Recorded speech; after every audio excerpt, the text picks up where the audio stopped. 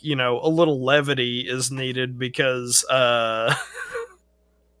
about 2 minutes before the end of the match, did you hear the ring? No. Did somebody say something? No.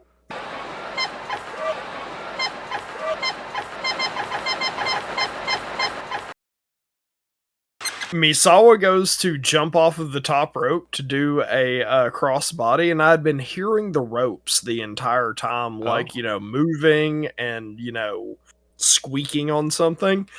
And right as Misawa goes to do a crossbody, you just hear the ring go like a clown horn. It is the funniest fucking thing. Why, though? Was there a... I don't even...